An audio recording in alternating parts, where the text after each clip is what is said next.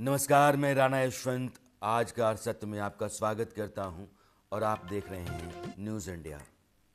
20 साल बाद बांग्लादेश में बीएनपी की वापसी हुई है, वो भी दमदार तरीके से। यूनुस का चैप्टर खत्म हो चुका है और जल्द ही तारिक रहमान देश की बागडोर संभालने वाले हैं, यानी कि प्रधानमंत्री बनने वाले हैं। बांग्लादेश में बीते 4 आम चुनाव में नतीजे घोषित होने के बाद जीतने वाले दल को बधाई देने के मामले में भारतीय प्रधानमंत्री बाकी विदेशी नेताओं से हमेशा आगे रहे हैं।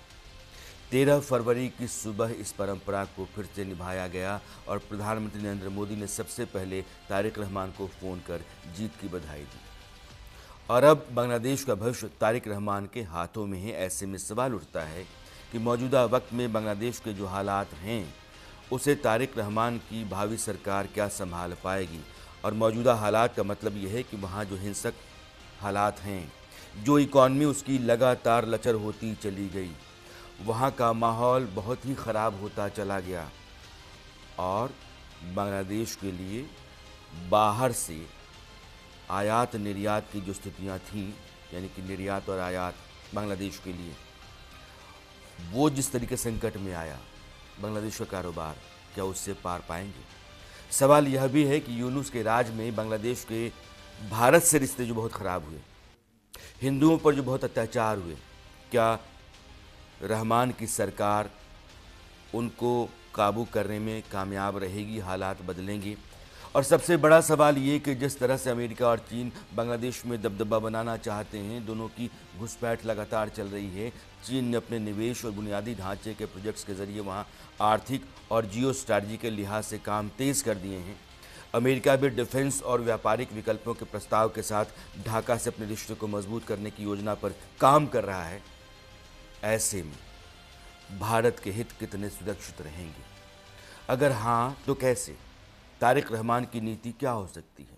आज भारत के पड़ोसी देश बांग्लादेश, जिसके साथ हमारे संबंध 2024 अगस्त के बाद से लगातार ख़राब होते चले गए और बांग्लादेश के अपने आंतरिक हालात भी उससे कहीं बदतर होते चले गए, क्या ये सब सुधरने वाले हैं? तारिक रहमान की अगुवाई में बांग्लादेश में जो नई सरकार होगी उससे हिंदुस्तान क्या उम्मीद कर रहा है और उस सरकार का जो अभी अप्रोच है उससे क्या संकेत मिल रहे हैं? इस पर आज एक बड़ी चर्चा है और मैं चर्चा में अपने मेहमानों को शामिल करना चाहता हूं। लेकिन इससे पहले मैं चाहता हूं कि बीएनपी के नेता तारिक रहमान, जो होने वाले प्रधानमंत्री हैं बांग्लादेश के, उनका बयान सुनिए। To ensure that no evil force can reestablish autocracy in the country and to ensure that the nation is not turned into a subservient state, we must remain united and uphold the will of the people. We are about to bring our journey in a situation marked by a fragile economy, left behind by the authoritarian regime, weakened constitution and statutory institution, and a deteriorating law and order situation. मेरे साथ एक बड़ा panel है, seasoned panelist हमारे साथ हैं और मुझे लगता है कि बांग्लादेश और हिंदुस्तान के संबंध हो और बांग्लादेश के भीतर अमेरिका और चीन का जो दखल है उससे हिंदुस्तान को कितना सचेत रहने की ज़रूरत है, इन सब पर चर्चा करने के लिए इस पैनल से बेहतर कुछ और हो नहीं सकता है। मेजर जनरल के सिन्हा, सुरेश गोयल साहब, आप पूर्व राजनयिक हैं, रविंदर सचदेव, आप विदेश मामलों के जानकार हैं, और शरद कोहली, आप आर्थिक मामलों के जानकार हैं। आप सभी मेहमानों का बहुत बहुत स्वागत है। जनरल के सिन्हा, एक अजीब से हालात हिंदुस्तान ने देखे हैं अगस्त 2024 से, और ख़ास करके जो चिकन्ने का इलाका है, लाल मुनीर हाट के आसपास जो तैयारी एक अलग एयर स्ट्रिप बनाने या एयरबेस बनाने की, या फिर चाइना ड्रोन की फैक्ट्री हिंदुस्तान की सरहद के पास बनाने की तैयारी कर रहा है। बांग्लादेश के भीतर जिस तरीके से चीन का दखल बहुत तेज़ी से बढ़ा और चीन ने मनमाफिक तरीके से वहाँ अपने मुताबिक काम किए हैं। अब जो नई सरकार आ रही है उस सरकार से क्या आप उम्मीद कर रहे हैं? और भारत के ऊपर जो खतरे हम मान रहे थे कि ऐसे हैं, पाकिस्तान भी उसी में है, चीन भी है, अमेरिका की अपनी उसका अपना दखल है, अब कैसे आप देख रहे हैं? जय हिंद यशवंत जी। आज जो आप हम लोग बात कर रहे हैं बांग्लादेश के बारे में, वो बदलती हुई परिस्थिति के अंदर में, जिसमें एक बहुत बड़ा स्ट्रेटजिकल साई ऑफ रिलीफ कहते हैं हमें, मिला है। इसलिए मिला है कि वहां पर और भी वर्स्ट कंडीशंस हो सकते थे यदि जमात इस्लामी आ जाती या बड़े नंबरों पे। एक उम्मीद की किरण तो जागी है बीएनपी से, जबकि बीएनपी के साथ कोई ऐसे अच्छे संबंध नहीं है, इनके ट्रैक रिकॉर्ड भी नहीं है। आपने बहुत सारी बात की कि 18 महीने के अंदर में जिस तेजी से चीजों की पूरी की पूरी परिदृश्य बदली है। लाल मुनीर हाट का बात किया आपने, ड्रोन्स की बात की, इसके अलावा पाकिस्तान के साथ में जो इनके संबंध बने हैं वो बड़े डेंजरस हैं, चाहे वो आईएसआई का वहाँ घुसपैठ है, और लाल मुनीर हाट में ये थ्रू उनके फ्रंटियर कोर्ट्स की जो कंपनीज हैं वो काम कर रही हैं, आईएसआई की कंपनियां हैं जो उसको बना रही हैं रिश्ता के साथ में। और जिस तरह से यूनुस ने जो बड़ी बात की है उसका अभी तक किसी ने खंडन नहीं किया है।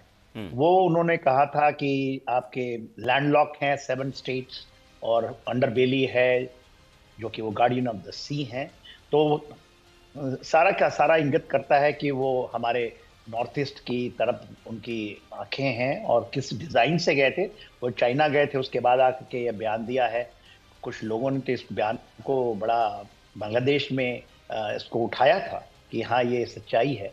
तो इन चीज़ों के मद्देनजर में अब आप देखिए बीएनपी आई है, बड़ी मेजोरिटी है, और इसमें आप देखिए हम लोगों से उन्होंने मांगा था कि ऑब्जर्वर भेजिए इलेक्शन में, भारत ने नहीं भेजा था। 400 इलेक्टोरल ऑब्जर्वर थे, मगर रिजल्ट आने के बाद प्रधानमंत्री ने तुरंत उनको बधाई दी है, खुद बात किया है। तो यही है जो strategically, diplomatically and geopolitically we have to be flexible. आज हम उनको एक दे सकते हैं, बट अंडर स्ट्रिक्ट ऑब्जर्वेशन। हमने बहुत सारी चीजों को किया है नॉर्थ ईस्ट के ऊपर में, जो आप देख रहे हैं, खास साथ करके लाल मुनीर हाट के ऊपर में यदि आप देखिए, जो चिकन नेक की आपने बात की है, या और जो चीजें हैं सामरिक तरीके से वो भी हो रही है। आज देखिए प्रधानमंत्री वहां पर यदि मुनार हाट की बात कीजिए, जो रनवे से यदि उन्होंने टेक ऑफ एंड फ्लाइट देखी है, वहीं उतरे हैं। जो अल्टरनेटिव लैंडिंग स्ट्रिप्स हैं, तो ब्रिजेस का, तो उनकी ध्यान तो, और उसमें बांग्लादेश भी हिस्सा में। ऐसा नहीं कि ये बांग्लादेश शामिल नहीं है। यदि बांग्लादेश को फिर हम वही करें जो 1971 में करने की जरूरत पड़ी थी, जिसमें हमने काट करके अलग कर दिया था, तो शायद बांग्लादेश को ये चीज एहसास दिलाने की बहुत बड़ी जरूरत है। और शायद उनको है, उनकी मिलिट्री खास करके जो उनके चीफ हैं वो इन चीजों को बहुत अच्छी समझते हैं। और और भारत के साथ उनका एक बहुत बड़ा अच्छा संबंध रहा है, और आज के दिन में भी धरातल में है। तो हमें इस टाइम को वेट करके देखना चाहिए। हाँ, एक शेख हसीना का भी एक है आयाम जो कि हमारे ऊपर आएगा, क्योंकि उनकी एक्सट्रेडिशन की बात आज कर रहे हैं लोग। तो उसमें भारत का स्टैंड टफ होना चाहिए। तो मैं अगले सेगमेंट में आपको शायद इसके ऊपर में मैं बात करना चाहूंगा। मैं आऊंगा सर आपके पास। तो मैं कंक्लूड करता हूं ये कह के कि एक हमें साई ऑफ रिलीफ तो है कि इनके साथ हम डील कर सकते हैं। 2 चीजें बड़ी इंपॉर्टेंट इन्होंने कही इनके एड्रेस में, आपने अभी सुनाया उसकी बाइट।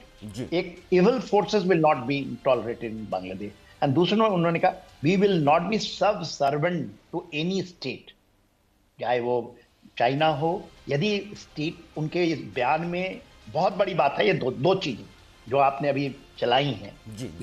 एविल फोर्सेस, पाकिस्तान की एविल फोर्सेस आते हैं, चाइना जब वो करता है, एंड सब सर्वेंट जब इन्होंने बात किया था कि यूनाइटेड स्टेट्स अमेरिका का या चाइना का सब सर्वेंट, यदि उनके बातों में यदि ऐसा करते हैं तो मेरे ख्याल से बहुत बड़ी बात है। जी सुरेश गोयल साहब, हिंदुस्तान ने शेख हसीना को अपने यहाँ शरण दी और वहाँ से रिश्ते तने। मोहम्मद यूनुस का पूरा रवैया हिंदुस्तान के ख़िलाफ़ रहा। पाकिस्तान ने अपनी ज़मीन वहाँ मजबूत की। चीन के लिए गुंजाइश ज़्यादा बनी। अमेरिका भी अपने लिए अब स्थितियाँ वहाँ देखने लगा है।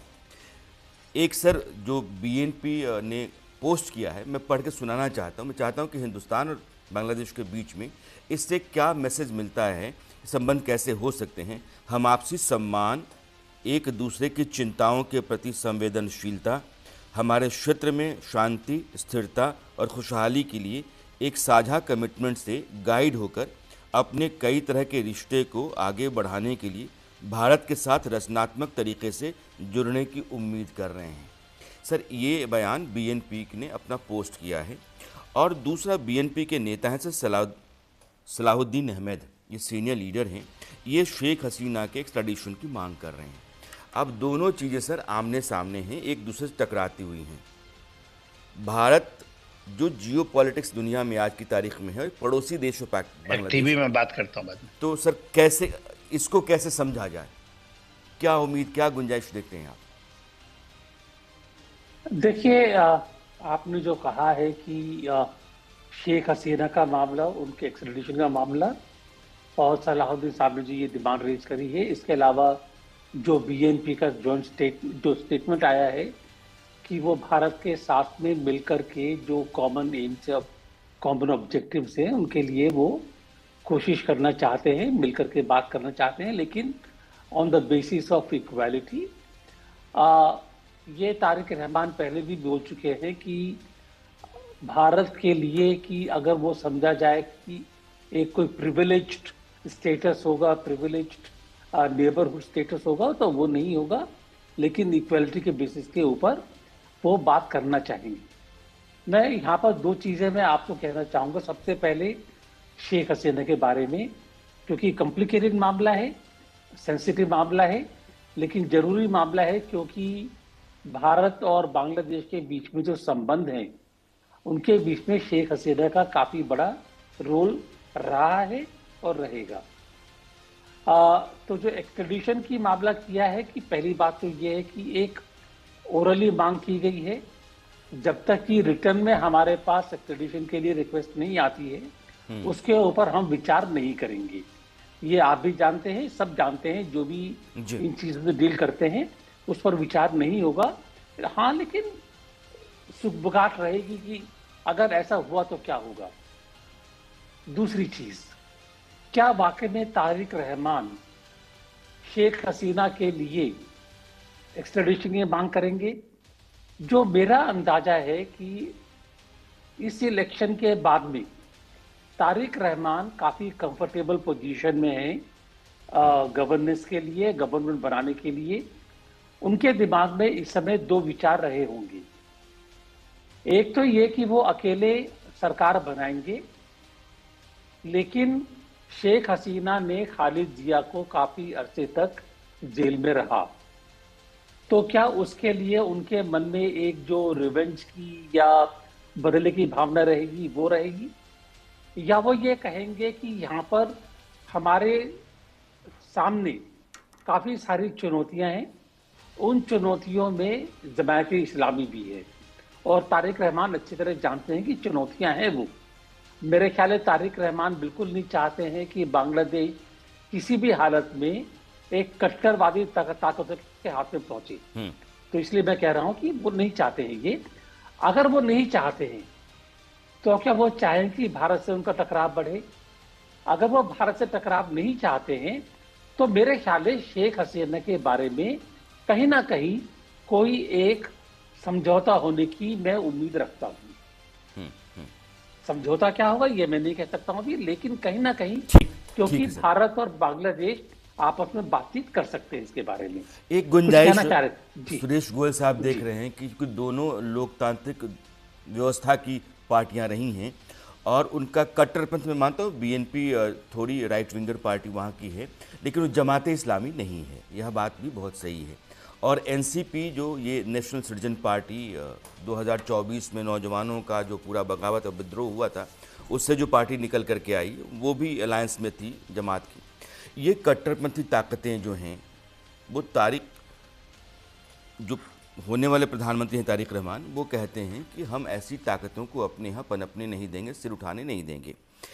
अब भारत और बांग्लादेश के बीच में कारोबारी रिश्ते रहे हैं और ख़ास करके दुनिया के भीतर टेक्सटाइल इंडस्ट्री को लेकर के दोनों के बीच में एक राइवलरी है, कंपटीशन है।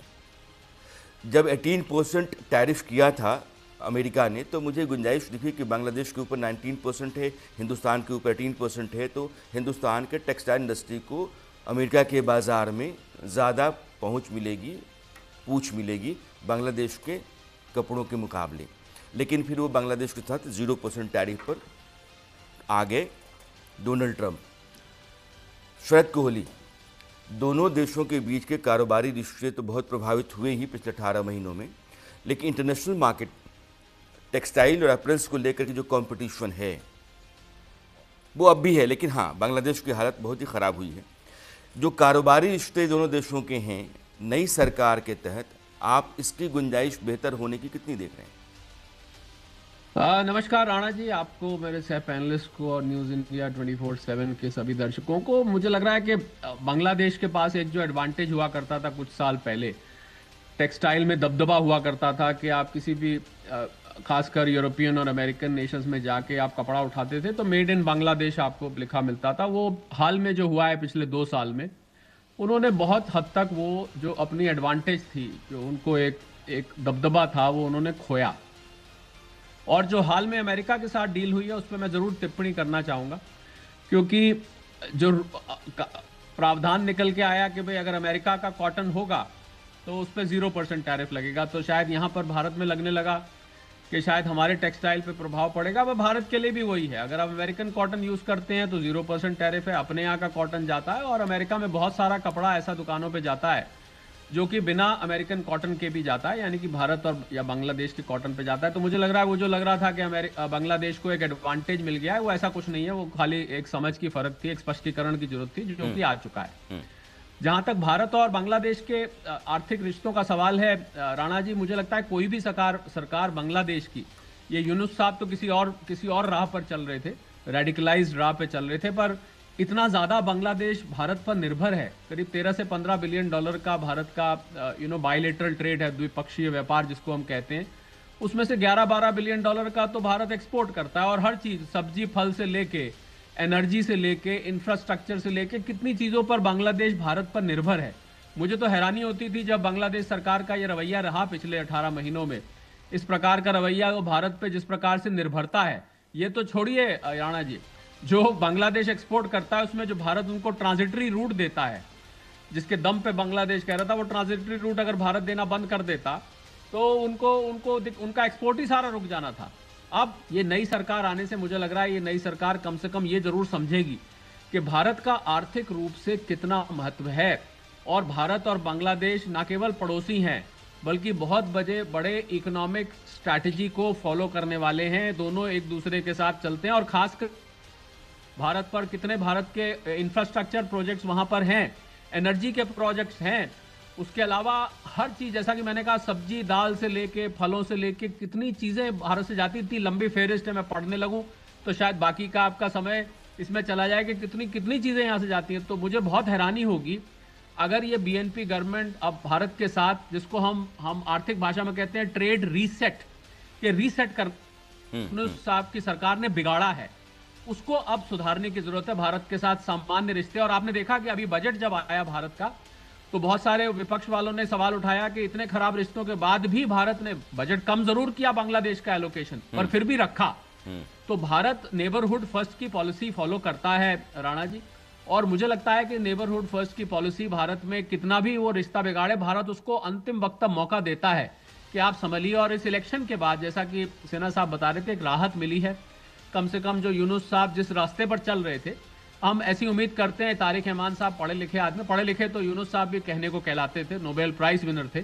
किस प्रकार के नोबेल प्राइज विनर थे हम नहीं जानते, पर तारिक रहमान साहब ट्रेड रीसेट करना चाहेंगे, ट्रेड टाइज को दोबारा स्टैब्लिश करना चाहेंगे, और चाहेंगे कि भारत और बांग्लादेश के जिस प्रकार से रिश्ते थे वो वापस रिस्टोर हों। अगर बिल्कुल नॉर्मल नहीं आए तो कम से कम बेसिक नॉर्मल मिलने चाहिए। और खासकर हिंदुओं पर जो हमले हो रहे हैं राणा जी, उसका तुरंत रुकना जरूरी है, क्योंकि भारत से अगर लंबे वक्त तक आर्थिक संबंध बांग्लादेश रखना चाहता है, तो जिस प्रकार भारतीयों को एक एक करके किसी को चाकू मार दिया जाता है, किसी को जला दिया जाता है, किसी को पेड़ पे लटका दिया जाता है, मुझे लग रहा है ये चीज रोकनी होगी, वरना भारत सैंक्शंस लगा सकता था, उस टाइम लगा सकता था। मुझे लग रहा है भारतीय डिप्लोमेसी इंतजार करेगी कि तारिक रहमान ठीक साहब किस ठीक। प्रकार का रुख अपनाते हैं, उसके आधार पर अगली आर्थिक नीति राणा जी तय की जाएगी। रविंद्र सचदेव साहब, ये जो हमारे अपने राजनयिक संबंध बांग्लादेश के साथ रहे, व्यापारिक रिश्तों पर शरद कोहली ने बहुत तफसील से बात की है, लेकिन पाकिस्तान पिछले 18 महीनों में बहुत वहाँ दखल दे चुका है। ISI के ऑफिसर्स यहाँ आते रहे हैं, बांग्लादेश की आर्मी के ऑफिसर्स को पाकिस्तान बुलाया जाता रहा है। अभी आप देखिए तो T20 वर्ल्ड कप पे जिस तरीके से पाकिस्तान बांग्लादेश के पीछे आया, बाद में ठीक है घुटनों के बल हो गया, पलट गया, मामला अलग है, लेकिन एक माहौल तैयार करने की पाकिस्तान ने कोशिश की कि बांग्लादेश पाकिस्तान एक ही है, 1971 से पहले की स्थितियाँ बनी रहें। इसमें चीन का भी अपना एक स्वार्थ रहा है, इसलिए चीन की भूमिका भी उसमें कम नहीं है। अब एक लड़ाई वहाँ चाइना वर्सेस अमेरिका की भी है, लेकिन हिंदुस्तान का पड़ोसी देश होने के नाते हिंदुस्तान का दखल और हिंदुस्तान की पकड़ और एक ट्रस्ट का रिलेशन, यह बहुत ज़रूरी है। संभव शरद कोहली कह रहे हैं कि हिंदुओं के ऊपर हमले नहीं रुकेंगे, तो भारत की सरकार ने भी साफ किया है कि जब तक आप हिंदुओं के ऊपर हमला नहीं रोकते हैं, वहाँ के हालात नहीं सुधरते हैं, भारत के साथ रिश्तों में सुधार की गुंजाइश कम होती है। तो यह जो बांग्लादेश के भीतर बन चुका है यूनुस के दौरान, उसके ख़त्म होने और नए सिरे से कोई जो नई व्यवस्था खड़ी होती है, उसमें भारत की उम्मीदों के पूरा होने की गुंजाइश कितनी है? Thank you, pleasure. डेफिनेटली है, आई मीन उम्मीद है, गुंजाइश है, बट फिर भी चुनौती भरी है। आई थिंक दो चीजें मेरे को सबसे पहले लिटमस टेस्ट है अगले हफ्ते में या 2 हफ्ते में मानिए। एक जो आई थिंक एम्बेसडर गोयल ने कहा कि किस ऊर्जा, किस एनर्जी, किस गुस्से से ये डिमांड करता है शेख हसीना की वापसी ऑफिशियली। ठीक है ना, एक चीज होती है कागज ऑलरेडी पड़ा हुआ है, ठीक है, वाई नया ब्यूरोक्रेटिक या डिप्लोमेटिक सर्कल से चिट्ठी उन्होंने कर दी, या वो फुल ब्लास्ट जाकर के बोलता है India should extradite Sheikh Hasina, we want that. अगर वो करता है तब बहुत बड़ी हमारी एक सिचुएशन खड़ी हो जाती है, राइट। वो करता है कि नहीं करता, जैसे बात हुई थी, सारे पैनल से कह रहे हैं कि शायद ये थोड़ा कॉमन सेंस लॉजिक वाला लीडर होगा, अपने देश की प्रोग्रेस देखना चाहेगा, तो हो सकता है अगले 3-1 महीने उस मामले को रेफर ना करे, या आए तो छोटा मोटा ओके हाँ दे रखा है हमने, उसको परस्यू ना करे, राइट, 3-6 महीने तक, या अभी कर देता है। That's one bill. The other bill in my mind is that कि शेख हसीना यहां से बैठ के कोई स्टेटमेंट दे देती है, उसने इलेक्शन वाले दिन कहा ये तो कैंसिल हो जानी चाहिए इलेक्शन, राइट। इसी तरह की अगर शेख हसीना कोई और स्टेटमेंट देती है तो मेरे ख्याल से वो हमारे लिए और इमर्जिंग सिचुएशन के लिए अच्छा नहीं होगा, क्योंकि इन एनी केस भारत के खिलाफ और एंटी इंडिया सेंटिमेंट्स हैं काफी, और उसमें यह आता है कि शेख हसीना ने अपने देश के अंदर डिक्टेटोरियल थी, इसने भी बड़ी चीजें करी हैं, ओके। तो ब्लेम किया जाता है शेख हसीना ने वो सब इसलिए कर पाई या करा क्योंकि उसको भारत का सपोर्ट था, और शेख हसीना का पार्टी का भारत से रिश्ता था, भारत का बांग्लादेश के साथ नहीं था। ये हमारी हमारे पे वो आती है, एलिगेशंस आती है इन बांग्लादेश। अच्छा, now coming to foreign policy. Foreign policy में इसकी एक स्टेटमेंट है इंटरेस्टिंग, जो विच कुड कन्वे अगर if he goes with that, ये कह रहे हैं ना दिल्ली ना Pindi, Bangladesh first, okay. That is हम सबसे, जो अभी आप पढ़ भी रहे थे और गोयल सर या जनरल सिन्हा बता रहे थे कि हम रीजन में सबसे बैलेंस और म्यूचुअल ट्रस्ट, म्यूचुअल रिस्पेक्ट मेरे रिश्ते बनाएंगे, हम किसी के साथ कोई स्पेशल नहीं करेंगे।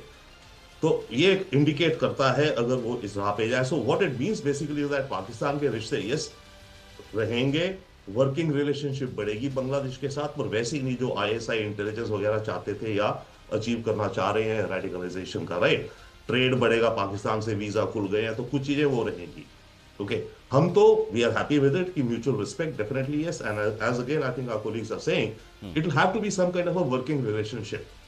ठीक है, इनकी इश्यूज हैं रिवर वाटर्स को लेकर के, और बॉर्डर पे जो इंट्रूजन्स होती हैं उन दो इश्यूज को लेकर, तो ठीक है, वर्किंग या एग्जैक्टली वर्किंग रिलेशनशिप्स वहां आएंगी, राइट। तो ये वर्किंग रिलेशंस आ सकती हैं, डिपेंड ये करेगा, जैसे भी पहले भी बात हो रही थी कि किस अर्जेंसी से या कब ये मेंशन करना शुरू करते हैं। Now another thing then with respect to China and US, I think ये इसका प्रयास शायद ये रहेगा कि ये चाइना ऑफ कोर्स रहेगा, क्या चाइना भी चाहता है इन्फ्लुएंस, चाइना का इन्फ्लुएंस शायद थोड़ा और बढ़ भी सकता है, क्योंकि China comes in with investment, BRI projects and all, ये उसको ओपन और कर सकते हैं कुछ इंफ्रास्ट्रक्चर में। और अब दुनिया में चाइना के BRI की टेक्निक्स का लोगों को बेहतर आइडिया लग गया है, तो आई थिंक इसको भी आइडिया होगा, तो BRI की जो टर्म्स हैं शायद थोड़ी बेटर नेगोशिएट कर लेगा अपने देश के लिए। उधर अमेरिका से अमेरिका से डेफिनेटली अमेरिकन प्रेशर भी आएगा। डिफेंस ये चाइना से खरीदते हैं, अभी तक इनका I think around 70 to 80% defence China से आ रहा है।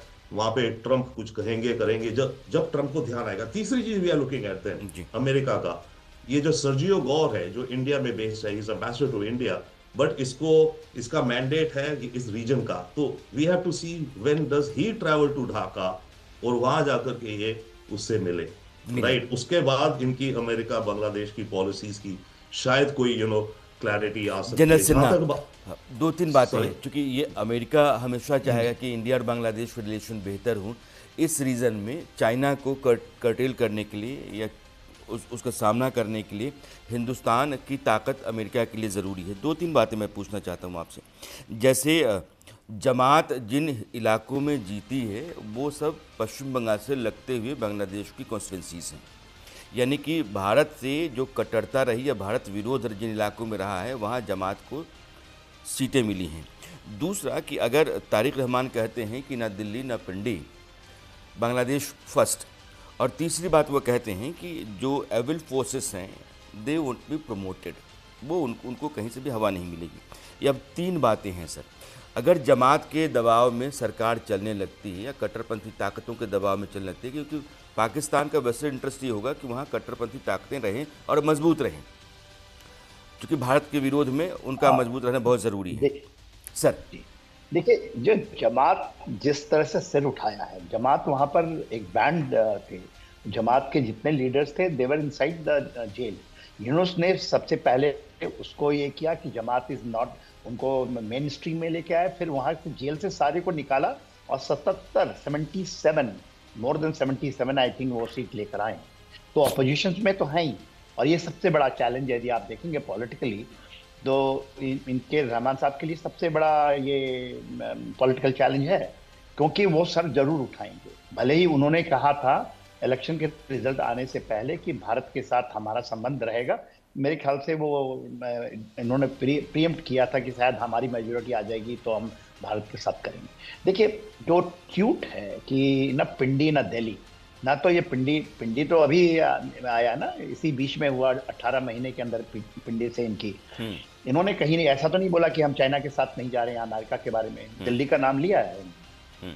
तो ये जो चीजें हैं, हमें दो चीज हैं। आपने दूसरी बात की जमात उन इलाकों में जीता है जो हमारे बॉर्डर के साथ इलाके लगते हैं, एब्सोल्युटली सही है। और ये चीज़ें रुकेंगी नहीं। जो हम देख रहे थे खास करके वेस्ट बंगाल का जो अभी रेकनिंग टाइम आ रहा है इलेक्शन तक में, अब आप देखिएगा कि ये तो हावी होंगे, बट हम लोगों ने इस 18 महीने में बहुत सारा चीज़ें ऐसी की हैं, और ऑल अलोंग जो हमारा जो इंटरनेशनल बॉर्डर होता है, इंटरनेशनल 4000 किलोमीटर का है, यदि आप छोड़ दीजिए तो पूरा भारत के साथ लगता है। तो उसको हमने किया है। ये लोगों के बारे में ज़्यादा नहीं, स्पेशली द ईस्टर्न कमांड जो हमारी मिलिट्री की है, ईस्टर्न कमांड ने बहुत चीज़, इंक्लूडिंग जो आपने चिकन नेक की जो बात की वहाँ किया है।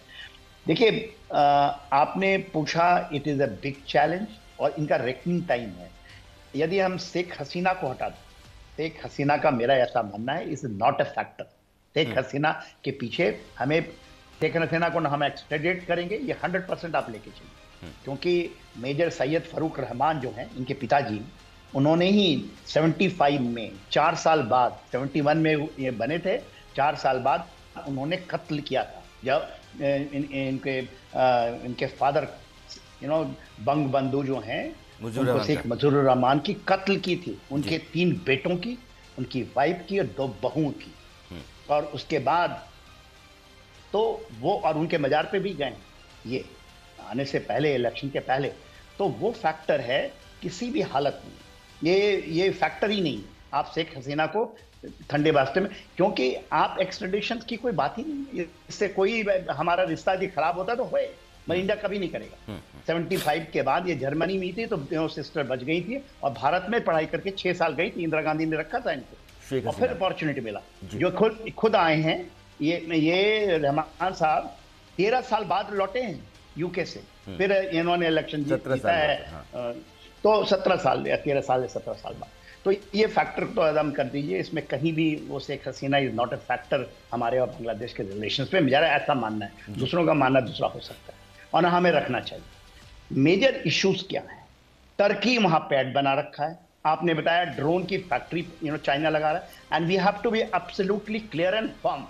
हम ना तो बांग्लादेश को उसमें दे सकते हैं, इंक्लूडिंग अमेरिका। आज के दिन में वो कोई कह रहे थे, बहुत अच्छा सचदेवा साहब बता रहे थे कि अमेरिका ने ऑलरेडी कर दिया है।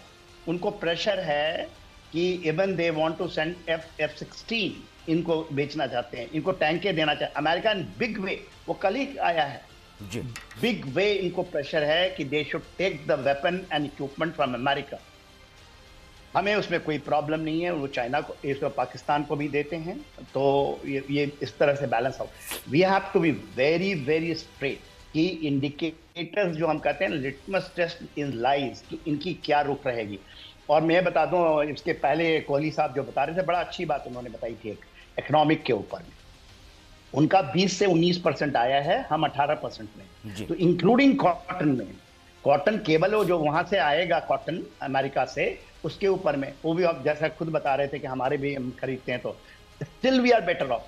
तो Bangladesh in a very tight corner spot, क्योंकि ऐसा लग रहा था कि साहब जाते जाते उन्होंने कह रहे थे कि कुछ बड़ा डील कर देंगे अमेरिका ने कुछ नहीं दिया है। उनको समझ में आ गई 18 महीने के अंदर में, other than India no one can be a player. और हमारी सेटिंग भी चाइना के साथ बहुत अच्छी हो रही है। चाइना के साथ नॉर्थ ईस्ट में हमने क्लियरिटी से बताया है।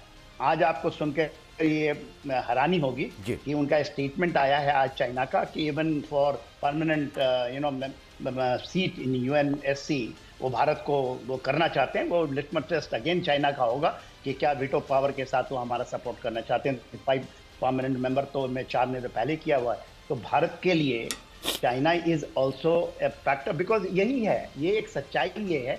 आज के दिन में आप कोई भी पुराने बैकलॉग लेकर के अपने डिप्लोमेटिकली या पॉलिटिकली या ज्योल स्ट्रैटेजिकली रिलेशंस नहीं बना सकते हैं। You have to be transient रहना पड़ेगा। वही समय है, दुनिया ऐसे ही चल रही है। तो मेरा मानना है कि हाँ, बहुत बड़ा रिलीफ है, इनको भी हमें मौका देना चाहिए। ही इज ए यंग, ये स्टेटमेंट्स अभी जो आए हैं एविल फोर्सेस को नहीं ध्यान देंगे, सब्सटेंशियल उनका जो बोलते हैं सब सर्वेंट नहीं रहेंगे। Absolutely you should not be subservient, but you should not be against India. और इंडिया हम बड़े क्लोजली वॉच करना पड़ेगा। ये जो बोल रहे थे ना कि we are the guardian of the sea, we have to put the blockade if it is required. हमने पहले नहीं किया था कि वी नोइंग कि ये ट्रांजिएंट है, ये निकल जाएंगे, इलेक्शन होने दो। तो we have to be tough, at the same time we have to give them the support, because ये हमारे अंडर बेल्टी है, and we have to be, but no concession, very tough at the same time. यदि आप behave करते हो तो करना चाहिए। जनरल सिन्हा एक जो म्यूट पॉइंट दे रहे हैं वो ये है कि जितना बड़ा चैलेंज तारिक रहमान के सामने है, उससे कम बड़ी चुनौती हिंदुस्तान के सामने नहीं है। हिंदुस्तान को बहुत ही टैक्टफुली चलना है। हमारे जितने भी दल सत्ता में रहे हैं, BNP के साथ हमारे संबंध अच्छे नहीं रहे, हमने बातचीत भी शायद नहीं की। मनमोहन सिंह सरकार ने भी BNP को थोड़ा फासले पर रखा। नरेंद्र मोदी आए तो शेख हसीना संबंध हमारे अच्छे हैं, तो BNP फासले पर रही। तो BNP के साथ वैसे हमारा एक रिश्ता रहा है दूर दूर का। दूसरा कि तारिक रहमान आ गए हैं, जनरल सिन्हा कह रहे हैं कि उनको मौका दिया जाना चाहिए, उनको भी आजमाया जाना चाहिए। लेकिन भारत के लिए भी ये टाइट रोप वॉक है। अमेरिका को लेकर के जो बार बार ये बात कही जा रही कि अमेरिका चाहता है कि वो आर्म्स अम्युनिशंस जितना कुछ है वो बेचे, वो चाइना से ख़रीदने के बजाय बांग्लादेश अमेरिका से ख़रीदे। जब शेख हसीना का तख्ता पलट हुआ तो ये कहा जा रहा था कि एक डीप स्टेट का भी रोल इसमें रहा, क्योंकि अमेरिका चाहता था कि सेंट मार्टिन आइलैंड उसको मिल जाए और वहाँ अपना पैर जमा पाए। भारत की सरकार ने अभी तक जिस तरीके से बांग्लादेश की सिचुएशन को हैंडल किया है और अब जिस तरीके से उसको आगे तारिक रहमान की अगुवाई में हैंडल करना चाहिए, ये फॉरवर्ड वे क्या होगा? सुरेश गोयल साहब। सर वो आपका अनम्यूट नहीं। No, Mr. Rana, thank you very much. You didn't tell me that the question was addressed to you, and therefore I was paying attention only half-heartedly. But anyway, whatever you have said, let me try and say what is on my mind. Bangladesh, and please don't interrupt me when I'm saying these things because I'm not going to use excessive words. I'll just take 2 minutes. Bangladesh is a very important and sensitive relationship with India, both ways, for Bangladesh and for India. Please don't forget Bay of Bengal, Chinese presence in Indo-Pacific, Malacca Straits, control to the maritime connectivity, Southeast Asia, are all important factors for us. Northeast states, extremism, Rohingyas came through Bangladesh, and therefore we have to pay attention to the relationship with Bangladesh as much as we know that Bangladesh will have to pay attention to the relationship with India. Minority issues are equally important for India and for Bangladesh. Therefore, when Tariq Rahman says, na Delhi, na Pindi, we need to be careful that if we play the cards otherwise, we may actually have to pay the price. And therefore, we need to be careful. Now, what I would say here is, Tariq Rahman is the best possible outcome that we have. There is no other way out. We need to build relations with Tariq Rahman. BNP may have been anything at all in the past, but today there is no other alternative. And even if Sheikh Hasina is in India, and even if she is not in power, it's a BNP being in power is a reality. As far as Sheikh Hasina is concerned, even if BNP makes a formal demand for extradition of Sheikh Hasina, negotiations are always possible. Discussions are always possible. I'm saying that because Jamaat-e-Islami is as much a danger to India as it is to the continuation of BNP in power. If Jamaat-e-Islami destabilizes Bangladesh again on religious extremism, Tariq Rahman will also have to pay the price. Therefore, it is not at all unlikely that he may want to develop an alternative political leverage to neutralize Jamaat-e-Islami, and Sheikh Hasina's Awami League is one of the possibilities. So political equations and dynamics are different, and we need to really weigh them very carefully. Play along with Tariq Rahman. He's a person who is not going to play in the hands of extremist elements. That's number one. Number two, we need to be, as far as the trade and other issues are concerned, we need to be careful that we cannot play the privileged neighborship card. If we do that, we are again going to have problems as we had during earlier government. Sheikh Hasina played along, but then she paid the price, as we all know. We hope, and I at least hope, that we don't have to face a similar situation again in future if Jamaat-e-Islami becomes stronger. Thank you very much, Mr. Rama. Thank you sir. मैं उम्मीद कर रहा था कि आप हिंदी में ज़रूर कहेंगे क्योंकि हिंदी का न्यूज़ चैनल है। I'm sorry. पूरी बात सुरेश गोयल साहब ने एक तरीके से अपना व्यू पॉइंट रखा है और गवर्नमेंट ऑफ इंडिया के सामने भी कुछ बुनियादी सवाल रखे हैं। रविंद्र सचदेव साहब, कितनी सहमति आपकी है और कहाँ कहाँ आप डिफर कर रहे हैं? मैं तो आई थिंक पूरा सहमत हूँ। एम्बेसडर गोयल ने जो कहा, एक मास्टर क्लास की तरह इन्होंने स्ट्रक्चर किया। Absolutely a few points I think, but इधर उधर कुछ हो। Jamaat, yes, I think as general Sinha भी कह रहे थे एम्बेसडर, जमात की एक्चुअली ग्रोथ हुई है इन अ वे, ठीक है ना। वो आउटसाइडर थे, अब वो मेन स्ट्रीम में आ गए हैं। ओके, 70 सीट्स हैं, वो ऑपोजिशन होंगी, वो पार्लियामेंट में जाके हल्ला कर सकते हैं, वोट चाहे कैरी करना पाए। पर एक चीज और है ना, फ्लिप साइड है हर चीज का। ये भी कहा जाता है टिपिकल कि टेरर को हैंडल करने के लिए एक व्यू ये भी होती है कि टेररिस्ट को मेन स्ट्रीम में इन्वॉल्व करो ताकि वो पॉलिटिकल लाइफ में आए, ताकि वो आतंक छोड़ दे। एक वो भी विचार होता है। बट जमात का जो रुझान है सारा, वो क्लियरली बहुत ही क्लियर है। तो but so Jamaat has grown, and हो सकता है 5 साल ये है तो, पर अगर अच्छा ना करे तो वो एक सेकेंड स्ट्रॉन्ग पार्टी है अगले 5 साल बाद वो आ सकती है पावर में, तो वो बहुत ही खतरा है हमारा। एक आध पॉइंट, यस, आई मीन ये नहीं कि हम Tarique remark, I think all of us are saying, ambassador Goyal also and general Sinha also, Sharad ji also, कि फ्रेश है, होप है, इन द सेंस। मुझे एक और चीज इसकी बड़ी इंटरेस्टिंग लगी, ये जिस दिन इलेक्शन जीते हैं कल, इसने स्टेटमेंट ये दी और इनकी पार्टी ने करा कि कोई सेलिब्रेशन नहीं होगी आज के दिन, जिस दिन इलेक्शन जीते ये, हम सब लोग जाके प्रेयर्स करेंगे अपने अपने रिलीजियस प्लेसेस में, इन मस्जिद, टेम्पल्स, चर्च एंड पागोदास, इसने चारों मेंशन किए। तो बहुत ही इंटरेस्टिंग चीज है अगर आप देखें। अब कहने को तो क्या कुछ भी हो सकता है, बट अगर शब्दों से हम कुछ मैं आता किसी हूं, की एक मुल्क जो सेक्युलर डेमोक्रेटिक सेटअप में रहता है, उसके होने वाले प्रधानमंत्री के जरिए जो बयान आना चाहिए वो बयान आता है। मोहम्मद यूनुस भी अपने आप को बांग्लादेश के एक जेन्युइन लीडर के तौर पे ही प्रोजेक्ट कर रहे थे, लेकिन उनके दौरान जो कुछ भी हुआ वो बांग्लादेश के इतिहास में बहुत ही ख़राब तौर पर या बहुत ही एक काले अध्याय के तौर पर याद किया जाएगा। मैं शरद कोहली के पास जाऊँ उससे पहले जनरल सिन्हा आपके पास मैं आना चाहता हूँ। एक बड़ा बुनियादी सवाल है, ठीक है, तारिक रहमान के सामने चैलेंजेस हैं जिनका जिक्र हम लगातार 45 मिनट से कर रहे हैं। जमात, उसको पता है कि वो जब प्रो इस्लामिक और कट्टरपंथी इस्लामी ताकत के तौर पर बांग्लादेश में उभरेगी, पाकिस्तान की मदद, ISI की मदद उसको मिलेगी, बांग्लादेश के भीतर भी उस तरह का माइंडसेट वो तैयार करेगी, हिंदू विरोधी माइंडसेट तैयार करके वो अपनी ज़मीन और जनाधार बढ़ाना चाहेगी। एक डेंजर हो सकता है कि जमात बने BNP के लिए। क्या BNP जमात के प्रभाव में आकर के उसी तरह की पॉलिसी पर आ सकते हैं? अंदेशा में जता रहा हूँ अपना, जैसा यूनुस ने किया, या फिर BNP अभी तक करती रही जमात?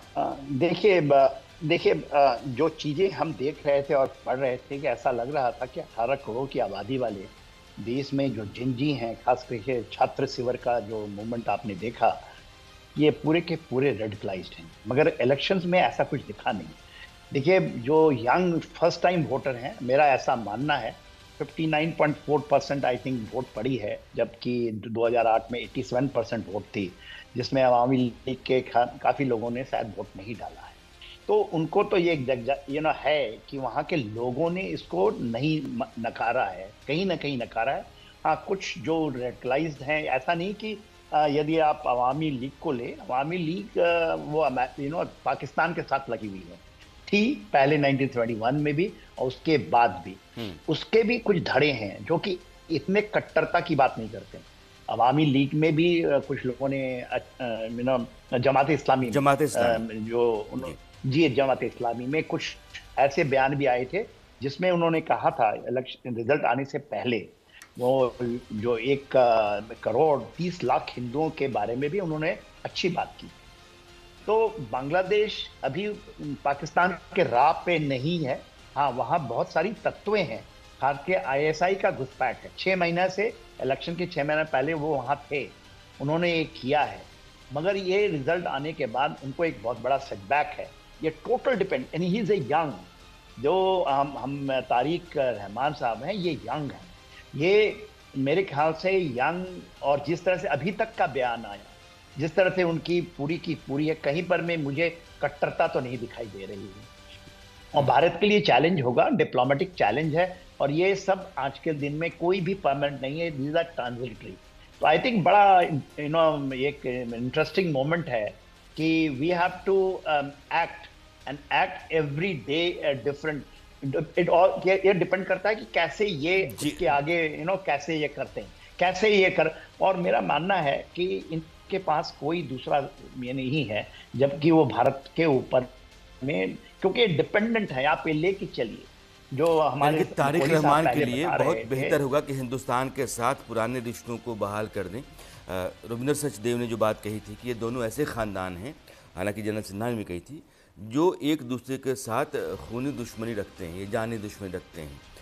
ये दोनों अलग अलग हैं, यानी कि शेख हसीना का परिवार और खालिदा जिया का परिवार, ये दोनों के बीच में पड़ती नहीं रही, लेकिन डिप्लोमेसी अलग होती है और जियोपॉलिटिक्स भी अलग होती है। सरकार चलाने के लिए आपको बहुत सारी बातें जो आपकी निजी होती हैं उनको दरकिनार करके और देश की बेहतरी के लिए सोचना पड़ता है। तारिक रहमान अगर सूझबूझ वाले नेता के तौर पर खड़ा होते हैं बांग्लादेश के भीतर, तो जाहिर है कि हिंदुस्तान से रिश्ते बेहतर करना चाहेंगे, क्योंकि हिंदुस्तान पर निर्भरता बांग्लादेश की बहुत अधिक है। शरद कोहली, अगर हिंदुस्तान के साथ रिश्ते बेहतर हो जाते हैं बांग्लादेश के, तो बांग्लादेश की सरकार और वहाँ की आवाम दोनों के लिए क्या बेहतर होता है, क्या फ़ायदेमंद हो सकता है? जैसा मैंने कहा पहले राणा जी के आर्थिक रूप से बांग्लादेश भारत पर बहुत हद तक निर्भर है। और जो यूनुस साहब, जैसा मैंने कहा, पीछे सोच रहे थे कि हमें भारत की जरूरत नहीं है, हमारे पास साथ तो चाइना है, अमेरिका है, वगैरह वगैरह, ये उनका सोचना गलत था। और मुझे लग रहा है तारिक रहमान साहब को इस बात का एहसास होगा कि भारत की कितनी अहमियत है। एक मैं ज़रूरी बात जो यहाँ कहना चाहूँगा, जो हमारे यहाँ SIR का अभियान चल रहा है और जिस प्रकार से बांग्लादेशी यहाँ पर मिल रहे हैं वोट की, जब हम SIR कर रहे हैं, खासकर वेस्ट बंगाल में, मेघालय में, त्रिपुरा में, जो बॉर्डरिंग स्टेट्स है, और ये बांग्लादेशी पूरे देश में फैले हुए हैं, दिल्ली तक में आपको मिलेंगे, मुंबई तक में मिलेंगे।